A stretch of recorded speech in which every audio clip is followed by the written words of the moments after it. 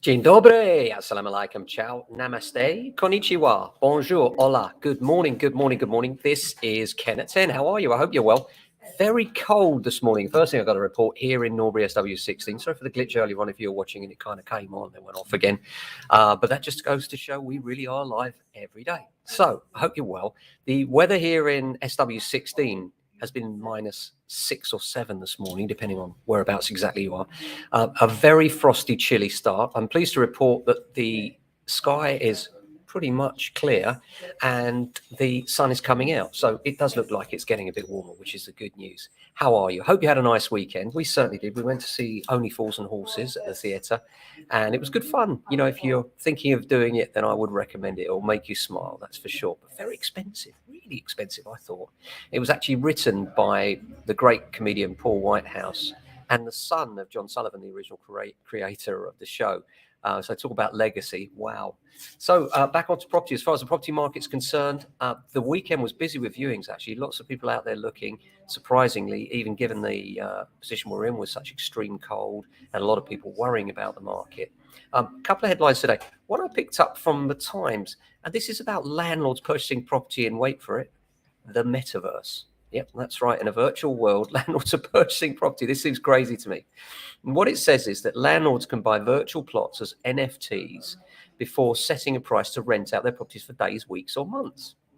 And apparently, in February, a block of land was on sale. February 2020, this was for 198,000 manor, which is about $150,000. And they rent the plot out for about 130 quid a day. And MasterCard and Heineken have used the system for one-off virtual viewings and experiences. And they work with a company called LandVault. And basically, LandVault are like the Barratt Homes of the metaverse. It's extraordinary. The chief exec said it's basically a construction company, but in the virtual world. So we kind of operate like a real estate company, except they don't have to build anything. I mean, surely it's unbelievable, isn't it? I mean, it just seems extraordinary to me, certainly. Apart from that, other things going on. Well, interest rates, obviously, we're quite close to the next MPC meeting. So everybody's talking about what's going to happen there. Will they go up again? Will they stay put? I think we're in for another bit of pain, I'm afraid. The question is how much? Is it going to go up 0.25 or half a point? But I do think we're starting to get to the point where, pardon the pun, to the point where it's going to peak, and we're not far away from that. And bear in mind the swap rates, which set interest rates, are already looking much more attractive. And I know a lot of new deals are coming up. In fact, over 100, I do believe, that have actually dropped just in the last week. So there is some good news there. And, you know, this year is going to be a tough one. It will end, and it will be tough. It will be tough for individuals. But that doesn't necessarily mean, as some would have you believe, that the property market's going to fall off a cliff. And it's not going to fall off a cliff for these reasons. One, employment. Did you know we've got 95% employment in the UK? That's extraordinary. 95% of the people that want to work are in work in the UK, just 5% not. That is unprecedented. And that in itself will be an underpinning to the market, because all those people that are working, guess what they need? They need properties. You can't live outside in a hut, can you? Not in the UK, and these were freezing weathers anyway. You need a property, and those properties will be the things that will be in demand. Whether you're buying them or whether you're renting them, you're going to need a roof over your head. That never changes. On top of that, we're still not building enough houses. We haven't been building them enough before the recession and before interest rates rose. Now, even less builders are building, and they've got less intentions to build a lot of houses in the short term, because they know that the prices won't be quite as high as they were last year. This is going to exacerbate the shortcoming in the market as far as properties, the availability of properties is concerned, both for sale and for rent.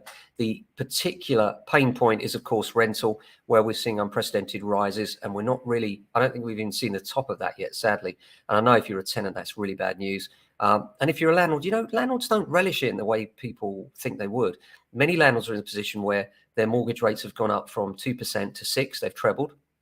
And they're putting up rents, but those rent increases quite often don't reflect the full amount of the new interest payments that they're having to pay on their mortgages. Put on top of that Section 24 and lack of the ability to offset those payments against tax, and you can see why there's such a pinch point for both landlords and tenants. So it's tough out there, but nonetheless, we expect rents to drive on, and the fact that rents drive on does underpin the market, because it does come down to when the retail investor's not there, Yield is important. If I buy that property, what will I yield on that property? And those things come much more to the fore when it's a quieter market. So interestingly, we've got nearly full employment. We've got huge demand for rental property, and also first-time buyers sitting on the fence right now. I think the market's going to surprise us this year. Don't get me wrong. I don't think it's going to fly. And I don't think it's in anyone's interest that the market flies meteorically as it has done in the past.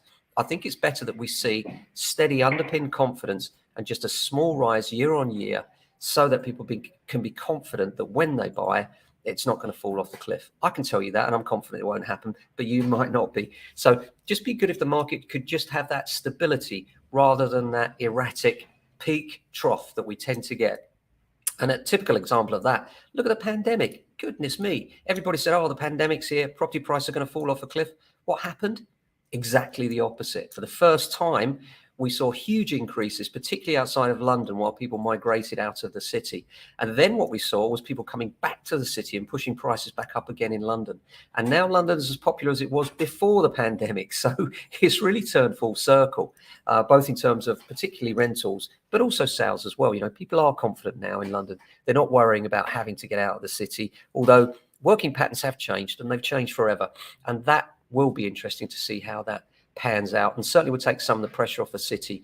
In terms of what the answers are, I don't know. Personally, I think that one of the big answers, and something that will have to be addressed at some point, is all these vacant shops and all these high streets. What a waste. Here we are with all these people looking for homes, and we've got all these vacant shops. Something has to happen there. We have to look at conversion of a lot of these shops into residential accommodation to help with the housing crisis. And I think the government should be picking up on that and actually acquiring these things in order to help those that need a hand the most, because believe you me, there's lots of them out there. So apart from that, we're looking forward to a good day today. Monday's always a great day. Why do we love Mondays? Well, it's the day when we get the feedback from all the viewings from Saturday. So the job this morning is everybody's going through, speaking to clients that they've viewed with over the weekend and saying, how did you get on at that viewing? What did you think? How did it compare with others that you've seen? Was it one of the best you've seen? And if so, let's make an offer. What can we do? Let's get excited for them. And it's always a great place to be. So that's our job for today. We'll be back tomorrow, same time, same place for another edition. Until then, look after yourselves. And if you can, your family and friends. Ciao.